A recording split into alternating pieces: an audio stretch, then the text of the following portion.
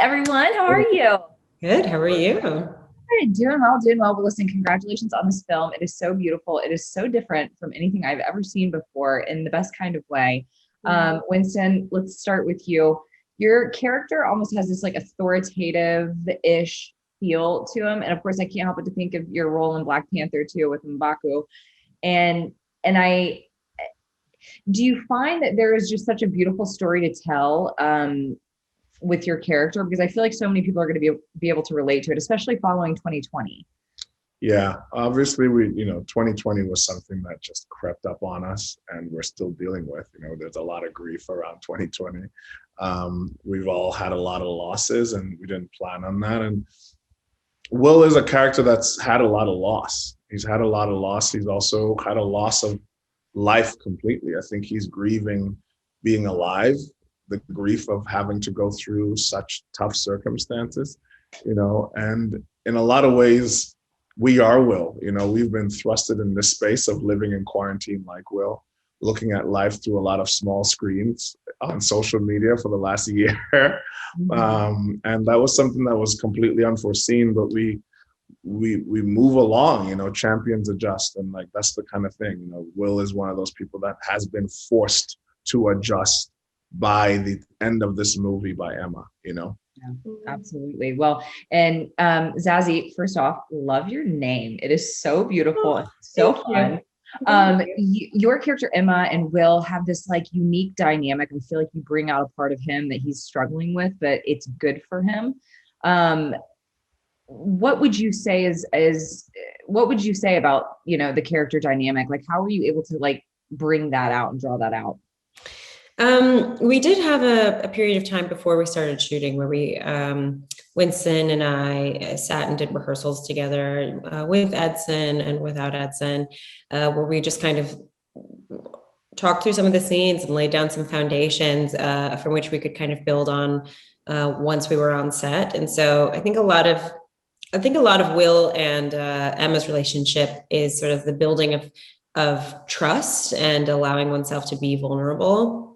And I think that, we also shot everything in sequence. So there was an ability to build it naturally. And I think also, in some ways they're sort of polar opposites. And we both, I think I draw Will into my energy and he draws me into his. And so there's a kind of like a balance that happens. And, I just really try to remain very present in my sort of interpretation of everything and discovery of everything as the character. And so, I would say it happened rather organically, our relationship, just based on how everything was written and how it was put together. Well, you guys did so wonderful. Thank you so much for your time today. I hope you have a great day. Well, first off, congratulations on the film. It was wonderful. It's really so different from everything that I've ever seen before. It's very interesting. Tony, I'm going to start with you. What made you say yes to this role? I think it to your point, it was very different than what I was have done, and so that challenge. But I just love that theme of not taking things for granted, many small moments that I myself am missing in life, especially we were talking earlier about, we saw the movie pre-COVID. And even then I was like, oh my gosh, I'm taking so many things for granted. Now post-COVID seeing the movie, it's that times 10. So it's really just such a beautiful message. I feel like COVID and this film kind of run parallel in a small sense of just feeling a little isolated, a little alone. And you guys just did well at executing your characters. Arianna, what was the most memorable thing about this film and being on set for you? Well, I mean, so many things. It was an incredible experience, top to bottom, from reading the script to meeting Edson to meeting and working with and being able to watch these incredible artists. And of course, working with Winston was, just indescribable. And, some very special moments. I don't want to do any spoilers, but, as a performer, I got to shoot some things that I don't know if I'll ever experience anything like that again. So it's a very special project, top to bottom, for me. Yeah. Well, and David, gosh, all of you had very emotional roles to play. But David, yours really just captured my heart. I mean, it brought tears to my eyes. And without giving any spoilers out, obviously, there's one scene that you are just like the happiest. And I can't help but to think, like, is there something in life that makes you that happy? Honestly, I feel like when I act, I think I'm just doing what I did when I was little, playing in the woods and like pretending. And I think I just let myself go to that really happy young kid inside of me that just loves to, play in the sand. I think it's the moment you're talking about. And I think that, I think just being completely present without having to worry. I mean, I can be a neurotic person and worry about what's going to happen after every moment or tonight or whatever.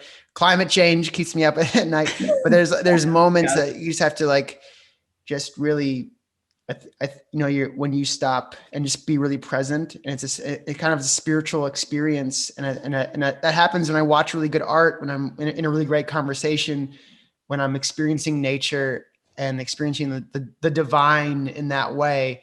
And so I guess that's when that moment for me is about that and touching that little bit of that is in our life every day that we could touch every day if we could figure out how to be present like that. And I think that's for me the moment. Good. Well, you did such a fabulous job. Really quick before I let you guys go, Tony, we have a show coming up that you are a part of, Being the Ricardos. Can you give us anything to look forward to? I mean, besides the fact that it's going to be great. Yeah, I think there's a lot to look forward to. I mean, Nicole Kidman playing Lucille Ball was pretty cool to watch, and Javier Bardem played Desi. I just kind of felt like I kind of had a moment where I was like, which one of these is not like the other? Why am I here? But I kind of had a front row seat to see that transformation. And Aaron Sorkin, it was very, very exciting, very grateful. Well, I'm looking forward to it. And listen, congratulations to all of you. You did such a phenomenal job in this film. So much emotion, and you just did so good. Thank you so much. Thanks, Victoria. Edson, I want to start with you. It's so unique. This film is so unique. What was the concept behind it? What was the inspiration behind it? Yeah, I think there's it comes from like struggles I was going through, some dark place I was going through at the time, and not being able to see beauty in like moments we have in front of us, and so we're always like thinking of goals, like things that I'm gonna be happy when this happened, or when that thing like happened. But I think that what I tried to create in this reality, what if this is the goal, we already achieve it, but you're not seeing that we achieve it, and we're not able to enjoy it, and usually more or less from that concept. Well, I feel like it's going to really resonate with people, especially after 2020. That like isolated feel, but like you're not alone either. So I think that you just executed this film so well. Benedict, you were able to kind of team up with your Marvel partner, Winston. What was it like working together on this project? Amazing. I mean, I've known Winston on and off. I met him at the premiere of Doctor Strange, and we kept bumping into each other on Infinity War. Yeah. And we'd always get on great. We were running around in whatever it was on Endgame, and then to finally get to work with each other was, a real joy. He's such a wonderful actor, and just, it's such an iconic, memorable role. What he's done with 9 Days, it's so beautiful. As is the direction of Edson as well. It's across the script like this, like from 30 years, and it's a rare gem to find something like this. And cast and crew, we just all found ourselves in Utah to make this script. We had 24 days to make a film, and you talk about 4 days. No, that was 24, not 4. Yeah. 24. No, that's what I'm saying. But 24 days, you put 24. This all together. Yeah, it's been 24. 23 and one insert day actually. Well, I think yeah. So I'm shocked right now. I mean, you can do a lot with passion, and without the blockbuster budget, you know, we threw everything at it, and raw emotion. I like your description on that. You can do a lot with passion. I mean, this film was so emotional, and it has like almost an apocalyptic feel to it. How did you balance the emotion in this like secluded draw?